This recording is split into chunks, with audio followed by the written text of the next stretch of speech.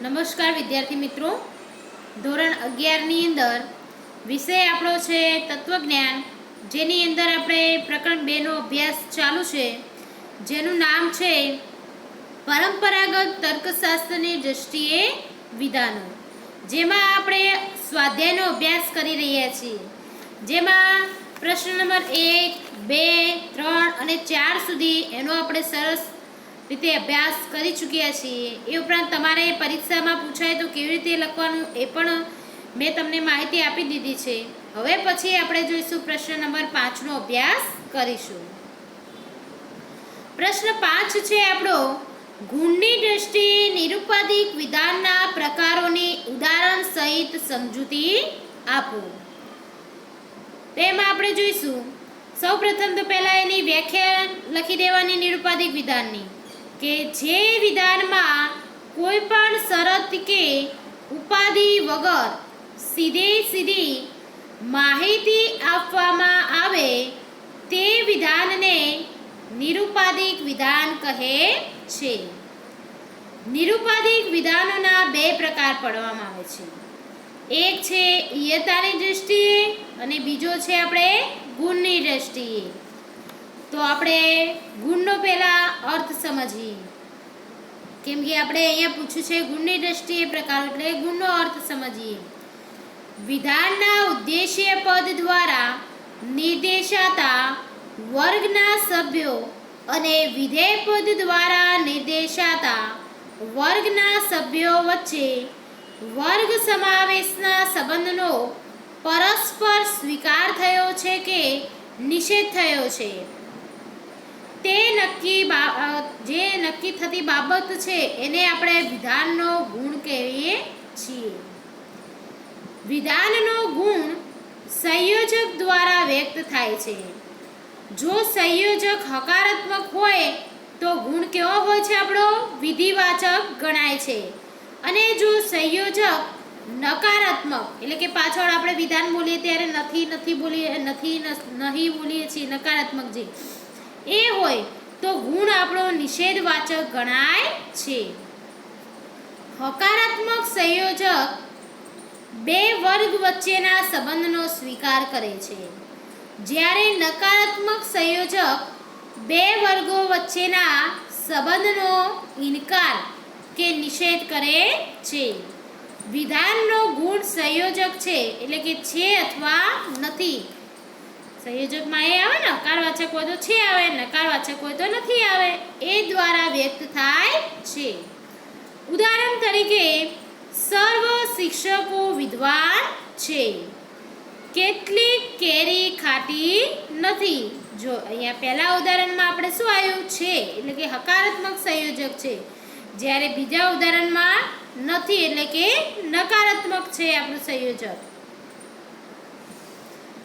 ઉપરના પ્રથમ ઉદાહરણમાં જે સંયોજક 2 વર્ગ વચ્ચેના સંબંધનો સ્વીકાર કરે છે, આથી તે હકારાત્મક છે, જ્યારે બીજા ઉદાહરણમાં નથી સંયોજક 2 વર્ગ વચ્ચેના સંબંધનો નિષેધ કરતું હોવાથી તે કેવું છે, નકારાત્મક છે।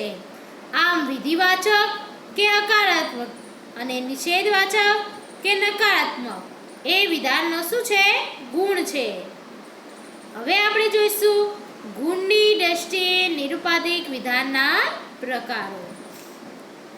તો ગુણની દ્રષ્ટિએ નિરુપાધિક વિધાનના 2 પ્રકાર પડે છે, એક છે વિધિવાચક નિરુપાધિક વિધાન અને બીજું છે નિષેધવાચક નિરુપાધિક વિધાન। તો એમાં પહેલા આપણે વ્યાખ્યા જોઈએ વિધિવાચક વિધાનની પહેલા। તો પહેલું છે વિધિવાચક નિરુપાધિક વિધાન, તો કે જે નિરુપાધિક વિધાનમાં ઉદ્દેશ્ય પદ દ્વારા નિર્દેશાતા વર્ગ અને વિધેય પદ દ્વારા નિર્દેશાતા વર્ગ વચ્ચેના વર્ગ સમાવેશના સંબંધનો સંપૂર્ણપણે કે આંશિક રીતે સ્વીકાર થયો હોય તેને વિધિવાચક નિરુપાધિક વિધાન કહેવાય। જે વિધાનમાં સંયોજક હકારાત્મક સંબંધવાળું હોય તે વિધાનને વિધિવાચક વિધાન કહેવામાં આવે છે. કેવું હોય? હકારાત્મક. એટલે કે એનું સંયોજક પાછળ શું હોય? છે હોવું જોઈએ. ઉદાહરણ આપણે જોઈએ. સર્વ વસ્તુઓ નાશવંત છે. કેટલાક વેપારીઓ પ્રામાણિક છે. બધા બહાદુર માણસો સાહજિક છે.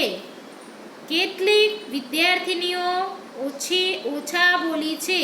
તો દરેક ઉદાહરણમાં આપણે છે એટલે કે હકારાત્મક, એને શું કહેવાય? વિધિવાચક નિરુપાધિક, જે હકારાત્મક હોય. કે છે ઉપરના પહેલા અને ત્રીજા ઉદાહરણમાં એક વર્ગનો બીજા વર્ગમાં સંપૂર્ણપણે શું થયો છે? સ્વીકાર થયો છે. જ્યારે બીજા અને ચોથા ઉદાહરણમાં એક વર્ગનો બીજા વર્ગમાં આંશિક રીતે સ્વીકાર થયો છે. અહીંયા પહેલા અને છેલ્લામાં થોડું થયો છે ને એની વાત છે. આમ ચારે ઉદાહરણમાં છે એ સંયોજક છે અને તે કેવું છે? હકારાત્મક સંબંધ ધરાવે છે. આથી આ વિધિવાચક નિરુપાધિક વિધાનના ઉદાહરણો છે. બીજો પ્રકાર આપણે છે નિષેધવાચક નિરુપાધિક વિધાન. તો કે જે નિરુપાધિક વિધાનમાં ઉદ્દેશ્ય પદ દ્વારા નિર્દેશાતા વર્ગ અને વિધેય પદ દ્વારા નિર્દેશાતા વર્ગ વચ્ચેના વર્ગ સમાવેશના સંબંધનો સંપૂર્ણપણે કે આંશિક રીતે નિષેધ થયો હોય તે વિધાનને નિષેધવાચક નિરુપાધિક વિધાન કહે છે. વિધાનમાં સંયોજક નકારાત્મક સંબંધવાળું હોય તે વિધાનને શું કહેવામાં આવે છે? નિષેધવાચક, જે નકારાત્મક હોય છે. જેમ આપણે ઉદાહરણ દ્વારા વધારે સમજીએ. કોઈ પણ સીપ ઘાસ ખાનાર નથી. કેટલીક અભિનેત્રીઓ નૃત્યાંગના નથી. એક પણ કાગડો સફેદ રંગનો નથી. થોડા પણ દાક્તરો સેવાભાવી વ્યક્તિ નથી. જો દરેકમાં નથી છે એટલે કે નકારાત્મક છે, એટલે નિષેધવાચક થાય ને. તો ઉપરના પહેલા અને ત્રીજા ઉદાહરણમાં એક વર્ગનો બીજા વર્ગમાં સંપૂર્ણપણે નિષેધ થયો છે. જ્યારે બીજા અને ચોથા ઉદાહરણમાં એક વર્ગનો બીજા વર્ગમાં આંશિક રીતે નિષેધ થયો છે. તો આ ચારે ઉદાહરણોમાં નથી એ સંયોજક છે અને તે નકારાત્મક સંબંધ ધરાવે છે. આથી આ નિષેધવાચક નિરુપાધિક વિધાનના ઉદાહરણો છે. આમ વિધાનના ગુણની દ્રષ્ટિએ કે સંયોજકના સ્વરૂપની દ્રષ્ટિએ નિરુપાધિક વિધાનના વિધિવાચક નિરુપાધિક વિધાન અને નિષેધવાચક નિરુપાધિક વિધાન એમ બે પ્રકાર પડે છે. એટલે કે વિદ્યાર્થી મિત્રો, તમારે પરીક્ષામાં પૂછાય કે ગુણની દ્રષ્ટિએ નિરુપાધિક વિધાનના પ્રકારો ઉદાહરણ સહિત સમજૂતી આપો. તો સૌપ્રથમ તમારે પહેલાં તો નિરુપાધિક વિધાનની વ્યાખ્યા લખવાની, ત્યારબાદ પછી નિરુપાધિક વિધાનના પ્રકાર કયા બેની દ્રષ્ટિએ પડે તો ઈયતા અને ગુણની દ્રષ્ટિએ, પછી ગુણનું તમારે અર્થ આપવાનો અને પછી ગુણની દ્રષ્ટિએ કયા પ્રકાર પડે છે એ જે બે પ્રકાર પડે છે એ લખવાનું. પછી દરેક જે બે પ્રકાર છે એની વ્યાખ્યા અને ઉદાહરણ સાથે સમજૂતી આપવાની. આ રીતે તમારો પ્રશ્ન અહીંયા પૂરો સારી રીતે લખાશે. ત્યારબાદ હવે આપણો આવશે છઠ્ઠો પ્રશ્ન. નિરુપાધિક વિધાનના 4 પ્રકારોની આકૃતિ દ્વારા સમજૂતી આપવાની છે. પરીક્ષામાં આ પ્રશ્ન પણ પૂછાય છે, તો ખાસ તૈયાર કરી લેવાનું વિદ્યાર્થી મિત્રો કે નિરુપાધિક વિધાનના 4 પ્રકારોને આકૃતિ દ્વારા સમજૂતી આપો. તો પહેલા આપણે એ જોઈ લઈએ. નિરુપાધિક વિધાનના પ્રકાર. નિરુપાધિક વિધાનના મુખ્ય 2 પ્રકાર છે. એક છે આપણું ઈયતાની દ્રષ્ટિએ અને બીજો છે ગુણની દ્રષ્ટિએ. તો ઈયતાની દ્રષ્ટિએ નિરુપાધિક વિધાનના પ્રકારો. તો ઈયતાની દ્રષ્ટિએ નિરુપાધિક વિધાનના 2 પ્રકાર છે. એક સર્વદેશી નિરુપાધિક વિધાન અને બીજું છે એકદેશી નિરુપાધિક વિધાન. અને ગુણની દ્રષ્ટિએ નિરુપાધિક વિધાનના પ્રકાર પણ કેટલા પડે છે વિદ્યાર્થી મિત્રો? બતાવો. ચલો, આપણે અગાઉ જ હમણાં જ આગળ જ એનો અભ્યાસ કર્યો છે ને. બોલો, કેટલા પ્રકાર પડે ગુણની દ્રષ્ટિએ? 2. સરસ. કયા કયા? હા, વિધિવાચક નિરુપાધિક વિધાન અને નિષેધવાચક નિરુપાધિક વિધાન. ઈયતા અને ગુણની દ્રષ્ટિએ નિરુપાધિક વિધાનના પ્રકારો. તો વિધાનના ઈયતા અને ગુણ બંનેની દ્રષ્ટિએ નિરુપાધિક વિધાનના 4 પ્રકાર પડે છે. એક છે સર્વદેશી વિધિવાચક વિધાન, બીજું છે સર્વદેશી નિષેધવાચક વિધાન, ત્રીજું છે એકદેશી વિધિવાચક વિધાન, ચોથું છે એકદેશી નિષેધવાચક વિધાન. એમાં નંબર 1 આપણે જોઈશું સર્વદેશી વિધિવાચક વિધાન. જે વિધાનમાં ઉદ્દેશ્ય દ્વારા નિર્દેશાતા વર્ગના તમામ સભ્યો વિધેય દ્વારા નિર્દેશાતા વર્ગમાં સમાવેશ પામે છે એમ જણાવેલું હોય તે વિધાનને સર્વદેશી વિધિવાચક વિધાન કહે છે. શું કહે છે? જો વિદ્યાર્થી મિત્રો, કે જે વિધાનમાં ઉદ્દેશ્ય પદ દ્વારા નિર્દેશાતા વર્ગના તમામ સભ્યોનો વિધેય પદ દ્વારા નિર્દેશાતા વર્ગમાં શું થાય? સમાવેશ પામે, એને કે સર્વદેશી વિધિવાચક વિધાન કહે છે. આનું ઉદાહરણ વિદ્યાર્થી મિત્રો તમારે લખવું હોય તો ગોખીને નહીં રાખવાનું, કેમ કે આપણે તત્વજ્ઞાનમાં ઘણા બધા કોઈ પણ વિશે ઉદાહરણ ખાસ લખવાના જ હોય છે, એટલે ગોખવાનું નહીં, સમજવાનું. શું કીધું છે? સર્વદેશી વિધિવાચક. સર્વ એટલે આગળ શું આવશે? સર્વ. અને વિધિ એટલે પાછળ શું આવશે? છે. સમજ પડે છે? અને વચ્ચે તમે જે લખી શકો, તમારે જે ઉદ્દેશ્ય પદ ને વિધેય પદ લખવું હોય તો. એટલે આપણે જોઈએ સર્વ વસ્તુઓ નાશવંત છે. પછી બીજું ઉદાહરણ જોઈએ, સર્વ શિક્ષિત મહિલાઓ સુખી મહિલાઓ છે. ત્રીજું, સર્વ ભક્તો પ્રભુ પ્રેમી છે. તો સર્વ વિધિવાચક વિધાન માટે આપણે ગુજરાતીમાં હા અને અંગ્રેજીમાં એ પ્રતીક વાપરીએ છીએ. સર્વદેશી વિધિવાચક વિધાનમાં ઉદ્દેશ્ય જે પદ છે આપણું, એને એ ઉદ્દેશ્યના સ્થાને આપણે ઉ અને વિધેયના સ્થાને આપણે વી મૂકીએ તો હા વિધાનનું જે છે સર્વમાન્ય તાર્કિક જે રૂપ છે એ પ્રમાણે આ રીતે થશે કે હા વિધાનનું તાર્કિક રૂપ શું કેવું થાય? સર્વ ઉવી છે. ઉ એટલે તો સમજ પડે છે વિદ્યાર્થી મિત્રો? ઉ ઉદ્દેશ્ય પદ ને વી એટલે વિધેય પદ. બીજો પ્રકાર જોઈએ, સર્વદેશી નિષેધવાચક વિધાન. જે વિધાનમાં ઉદ્દેશ્ય પદ દ્વારા નિર્દેશાતા વર્ગનો એક પણ સભ્ય વિધેય દ્વારા નિર્દેશાતા વર્ગમાં સમાવેશ પામતો નથી તેમ જણાતા હોય તો એ વિધાનને સર્વદેશી નિષેધવાચક વિધાન કહે છે. ઉદાહરણ તરીકે આપણે લેવું હોય તો આગળ શું છે? સર્વ નિષેધ. નિષેધ હોય તો મેં તમને કીધેલું છે, નિષેધ હોય તો શું આવશે? કોઈ પણ આવશે. સર્વદેશી નિષેધ હોય તો કોઈ પણ આવશે ને પાછળ આવશે નથી. અને ઉદ્દેશ્ય વિધેય તમારે જે લખવું લખી શકાય. તો કોઈ પણ માણસ અમર નથી, કોઈ પણ અમલદાર વિવેકી નથી, કોઈ પણ સિંહ ઘાસ ખાનાર નથી. તો સર્વદેશી નિષેધવાચક વિધાન માટે ગુજરાતીમાં ના અને અંગ્રેજીમાં ઈ પ્રતીક વપરાય છે.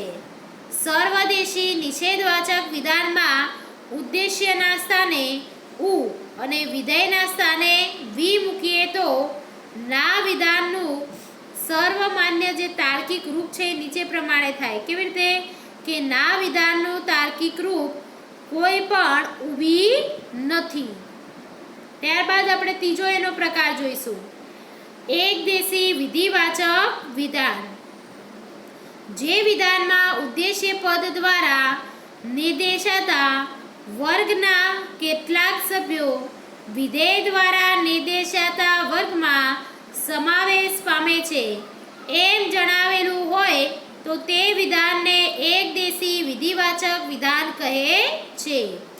ઉદાહરણ તરીકે આપણે લેવું હોય તો એકદેશી એટલે શું આવશે વિદ્યાર્થી મિત્રો? બોલો. સરસ. એકદેશી એટલે કેટલાક આવશે અને વિધિવાચક એટલે બરાબર છે. તો કેટલાક નેતાઓ ભાષણ પ્રેમી છે, કેટલીક અભિનેત્રીઓ નૃત્યાંગના છે, કેટલાક માણસો કંજૂસ છે.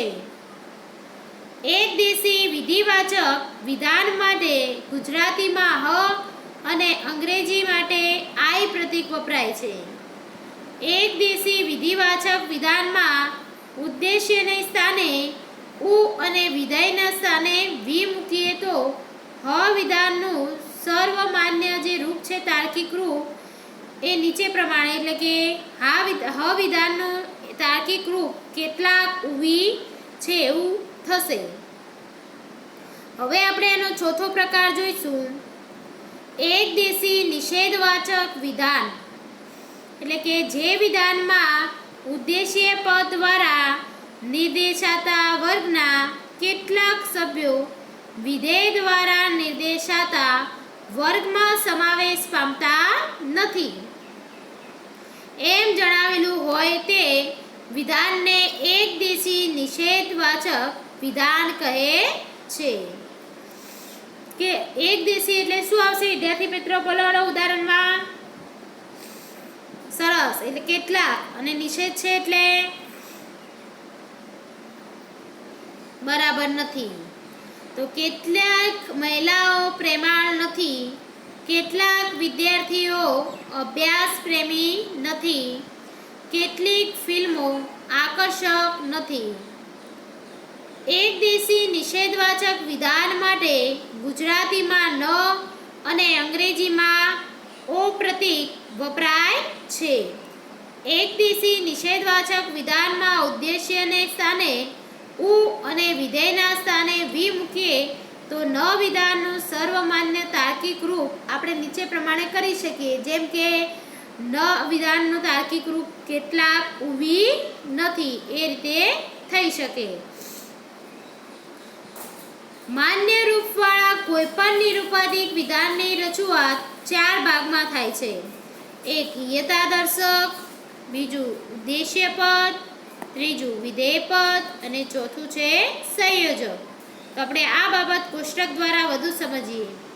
તો પહેલા વિધાનના પ્રકારો આવશે, પછી પ્રતીક જે પ્રાપ્તિક રજૂઆત આપણે કહીએ છીએ પ્રતીક એનું કયું પ્રતીક વાપરવામાં આવે છે એ, યથાદર્શક પદ કયું વપરાય, ઉદ્દેશ્ય પદ, વિધેય પદ અને સંયોજક. તો સર્વદેશી વિધિવાચક વિધાન એનું પ્રતીક આવશે આપણે ગુજરાતીમાં હા અને અંગ્રેજીમાં આવશે એ. એનું યથાદર્શક પદ છે સર્વ, ઉદ્દેશ્ય પદ, વિધેય પદ અને સંયોજકમાં છે. પછી બીજું સર્વદેશી નિષેધવાચક વિધાન એનું પ્રતીક આપણે ગુજરાતીમાં આવશે ના, અંગ્રેજીનું પ્રતીક ઈ. યથાદર્શક પદ આવશે આપણું કોઈ પણ, ઉદ્દેશ્ય પદ, પછી વિધેય પદ અને સંયોજક આવશે નથી. ત્યારબાદ આવશે એકદેશી વિધિવાચક વિધાન જેનું પ્રતીક ગુજરાતીમાં આપણું હ, અંગ્રેજીમાં આઈ. યથાદર્શક પદ આપણે આવશે કેટલાક, પછી ઉદ્દેશ્ય પદ, વિધેય પદ અને સંયોજક આવશે છે. ત્યારબાદ આવશે ચોથો પ્રકાર એકદેશી નિષેધવાચક વિધાન જેનું ગુજરાતી પ્રતીક ન છે, અંગ્રેજી પ્રતીક ઓ, યથાદર્શક પદ કેટલાક, ઉદ્દેશ્ય પદ, વિધેય પદ અને સંયોજક આપણું આવશે નથી. તો વિશિષ્ટ વ્યક્તિવાચક વિધાનોને સર્વદેશી નિરૂપાધિક વિધાન માનવામાં આવે છે. જો વિધાનમાં વર્ગ સમાવેશના સંબંધનો સ્વીકાર થયો હોય તો તે વિધાનને સર્વદેશી વિધિવાચક વિધાન એટલે કે હા, અને જો વિધાનમાં વર્ગ સમાવેશનો સંબંધ જે છે એ સંબંધનો નિષેધ થયો હોય તો તે વિધાનને સર્વદેશી નિષેધ વાચક વિધાન એટલે કે ના માનવામાં આવે છે. ઉદાહરણ તરીકે આપણે લઈએ, ગાંધીજી રાષ્ટ્રપિતા છે, એ આપણું છે સર્વદેશી વિધિવાચક વિધાન એટલે કે હા. જ્યારે તત્વજ્ઞાન અઘરો વિષય નથી, એ સર્વદેશી નિષેધવાચક વિધાન છે, જે છે આપણું ના. હવે આપણે આકૃતિ દ્વારા સમજીએ, કેમ કે પ્રશ્નમાં આપણે આકૃતિ પણ માંગી છે. તો આકૃતિ આ રીતે વિદ્યાર્થી મિત્રો દોરવાની કે નિરુપાધિક વિધાનના જે પ્રકાર છે એ પ્રકાર, પછી ઈયતાની દ્રષ્ટિએ નિરુપાધિક વિધાનનો પ્રકાર, ગુણની દ્રષ્ટિએ નિરુપાધિક વિધાનનો પ્રકાર, ત્યારબાદ ઈયતાની દ્રષ્ટિએ કયા બે પ્રકાર પડે છે એ લખવાના, સર્વદેશી અને એકદેશી. પછી ગુણની દ્રષ્ટિએ વિધિવાચક અને નિષેધવાચક.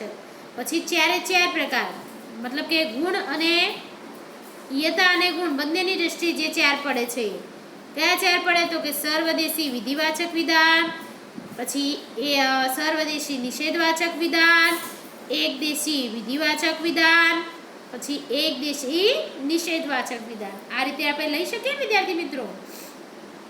તો તમારા વિદ્યાર્થી મિત્રો આ લાંબો પ્રશ્ન પરીક્ષામાં વારંવાર પૂછાય છે, તો ખાસ ધ્યાનમાં રાખવાનું. પૂછાય કે ભાઈ નિરુપાધિક વિધાનને ચાર પ્રકારો આકૃતિ દ્વારા સમજાવો. તો સૌપ્રથમ આપણે પહેલા નિરુપાધિક વિધાનની વ્યાખ્યા લખીશું, પછી ઈયતાની દ્રષ્ટિએ કયા જે બે પ્રકાર પડે છે એ લખો છો, પછી ગુણની દ્રષ્ટિએ જે બે પ્રકાર પડે છે એ લખવાના, પછી ત્યારબાદ લખવાનું ઈયતા અને ગુણ બંનેની દ્રષ્ટિએ જે ચાર પ્રકાર પડે છે પહેલા ચાર પ્રકાર લખી દેવાના, પછી એક પ્રકારનું શું કરવાનું, લક્ષણ લખવાનું, પછી ઉદાહરણ લખવાનું, અને દરેક પ્રકારની અંદર એને ગુજરાતી અંગ્રેજી પ્રતીક કયું છે, પછી પ્રતિજ્ઞાત્મક જે રૂપ છે એ પણ તમે લખી શકો, એ દ્વારા તમે એને સમજાવી શકો. ત્યારબાદ પછી આપણે આકૃતિ જે કીધી છે તો આકૃતિ પણ લખી દેવાની એટલે કે દોરી દેવાની. પછી માન્ય રૂપા જે નિરુપાધિક વિધાનના ચાર ભાગમાં રજૂઆત કરવામાં આવે છે, ચાર ભાગ લખવાનો અને કોષ્ટક દ્વારા સમજૂતી આપવાની. તો આપણે લાંબો પ્રશ્ન અહીંયા તૈયાર થઈ જશે. ત્યારબાદ હવે વિદ્યાર્થી મિત્રો આપણે જોઈશું વ્યાપ્ત પદ અને અવ્યાપ્ત પદની ઉદાહરણ સહિત સમજૂતી આપો. ઉદાહરણ દ્વારા સમજૂતી આપવાની છે. તો નિરુપાધિક વિધાનોની બનેલી દલીલોનું મૂલ્યાંકન કરતી વખતે નિરુપાધિક વિધાનમાં વપરાયેલા ઉદ્દેશ્ય પદ અને વિધેય પદ વ્યાપ્ત છે કે અવ્યાપ્ત તે નક્કી કરવું જરૂરી છે. શું કે છે કે નિરુપાધિક વિધાનની અંદર દલીલોનું જે મૂલ્યાંકન કરતી વખતે જે નિરુપાધિક વિધાનની અંદર આપણે જે ઉદ્દેશ્ય પદ અને વિધેય પદ આપણે વાપરીએ છીએ તો એ વ્યાપ્ત છે કે અવ્યાપ્ત છે, સૌપ્રથમ પહેલા એ નક્કી કરવું જરૂરી છે. તો વ્યાપ્ત પદ અને અવ્યાપ્ત પદની આપણે પહેલા સૌપ્રથમ સમજૂતી લઈ લઈએ, ત્યારબાદ પછી ખબર પડે કે કયું ઉદ્દેશ્ય પદ એનું વ્યાપ્ત છે અને કયું અવ્યાપ્ત છે. તો વ્યાપ્ત પદ જોઈએ. વિધાનમાં જે વર્ગના સર્વ સભ્યનો ઉલ્લેખ થયો હોય તે વર્ગનો નિર્દેશ કરનારું ઉદ્દેશ્ય અથવા વિધેય પદ કેવું છે, આપણું વ્યાપ્ત છે. શું કે છે કે જે વર્ગના સર્વ સભ્યનો ઉલ્લેખ થયો હોય એનું આપણે ઉદ્દેશ્ય પદ અથવા તો જે વિધેય પદ છે આપણું કેવું બનશે વિદ્યાર્થી મિત્રો, વ્યાપ્ત બનશે. ત્યારબાદ અવ્યાપ્ત પદ. વિધાનમાં જે વર્ગના કેટલાક સભ્યોનો ઉલ્લેખ થયો હોય તે વર્ગનો નિર્દેશ કરનારું ઉદ્દેશ્ય પદ અથવા વિધેય પદ અવ્યાપ્ત પદ કહેવાય છે, જે કેટલાક જ સભ્યોનો ઉલ્લેખ કર્યો હોય. ત્યારબાદ જોઈએ ઉદ્દેશ્ય પદની વ્યાપ્તિનો નિયમ. ઉદ્દેશ્ય પદ સર્વદેશી નિરુપાધિક વિધાનો એટલે કે હા અને ના વિધાનોમાં કેવું હોય છે, વ્યાપ્ત હોય છે, અને એકદેશી નિરુપાધિક વિધાનોમાં હ અને ન વિધાનોમાં કેવું હોય છે, અવ્યાપ્ત હોય છે. ફરી સમજો કે ઉદ્દેશ્ય પદની અંદર સર્વદેશી નિરુપાધિક વિધાન એટલે કે હા અને ના જે છે એ વ્યાપ્ત હોય છે, જ્યારે એકદેશી નિરુપાધિક વિધાન એટલે કે હ અને ન છે એ આપણું કેવું બનશે, અવ્યાપ્ત બનશે. ત્યારબાદ વિધેય પદની વ્યાપ્તિનો નિયમ. તો કોઈ પણ વિધેય પદ જેની અંદર નિષેધવાચક વિધાનો એટલે કે ના અને ન એ વ્યાપ્ત અને વિધિવાચક વિધાનો હા અને હ છે એ આપણા શું રહેશે, અવ્યાપ્ત રહેશે. ત્યારબાદ નિરુપાધિક વિધાનોમાં પદોની વ્યાપ્તિ. તો નિરુપદિક વિધાનના 4 પ્રકારોમાં કયા પદો વ્યાપ્ત છે અને કયા પદો અવ્યાપ્ત છે તેની આપણે સમજૂતી મેળવવાની છે. તો કે સર્વદેશી વિધિવાચક વિધાન એટલે કે હા એ માં ઉદ્દેશ્ય પદ જે છે એ કેવું હોય છે? વ્યાપ્ત. અને વિધેય પદ આપણું અવ્યાપ્ત હોય છે. પછી સર્વદેશી નિષેધવાચક વિધાન જેનું ના ઈ એટલે કે એનું ઉદ્દેશ્ય પદ અને વિધેય પદ બંને વ્યાપ્ત હોય છે. ત્યારબાદ આપણે જોઈશું એકદેશી વિધિવાચક વિધાન જે હ અને આઈ જે ઉદ્દેશ્ય પદ અને વિધેય પદ બંને કે અવ્યાપ્ત હોય છે. પછી જોઈશું એકદેશી નિષેધવાચક વિધાન જે ન ઓ એમાં ઉદ્દેશ્ય પદ અવ્યાપ્ત હોય છે અને વિધેય પદ વ્યાપ્ત હોય છે. એ ઉપરાંત આપણે કોષ્ટક દ્વારા પણ સમજૂતી મેળવીએ કે સર્વદેશી વિધિવાચક વિધાન જે છે એનું ઉદ્દેશ્ય પદ વ્યાપ્ત હોય છે, વિધેય પદ અવ્યાપ્ત હોય છે. સર્વદેશી નિષેધવાચક વિધાન છે એનું ઉદ્દેશ્ય પદ વ્યાપ્ત અને વિધેય પદ પણ વ્યાપ્ત હોય છે. પછી એકદેશી વિધિવાચક વિધાન જે છે એનો પણ ઉદ્દેશ્ય પદ અને વિધેય પદ બંને અવ્યાપ્ત હોય છે. ત્યારબાદ એકદેશી નિષેધવાચક વિધાન જેનું ઉદ્દેશ્ય પદ અવ્યાપ્ત હોય છે અને વિધેય પદ શું હોય છે? વ્યાપ્ત હોય છે. તો વિદ્યાર્થી મિત્રો, વ્યાપ્ત પદ અને અવ્યાપ્ત પદની ઉદાહરણ સાથે સમજૂતી પૂછે તો આપણે પહેલા વ્યાપ્ત પદ અને અવ્યાપ્ત પદનું શું લખશો? લક્ષણ લખશો. પછી ઉદ્દેશ્ય પદની વ્યાપ્તિનો નિયમ, પછી વિધેય પદની વ્યાપ્તિનો નિયમ. ત્યારબાદ પછી ડાયરેક્ટ આ કોષ્ટક લખો તો પણ ચાલે અથવા તમે આ રીતે વિસ્તૃત માહિતી આપો તો પણ ચાલે. બંનેમાંથી કોઈ પણ એક લખો તો વાંધો નથી, એ તમે લખી શકો. તો વિદ્યાર્થી મિત્રો, હવે આપણે આટલા સુધી આજે રાખીશું અને બાકીના જે પ્રશ્નનું સોલ્યુશન આપણે બાકી છે એ પછીના લેક્ચરની એટલે કે હવે પછીના જે લેક્ચર આવશે એની અંદર આપણે એની સમજૂતી સારી રીતે મેળવીશું. જય હિન્દ.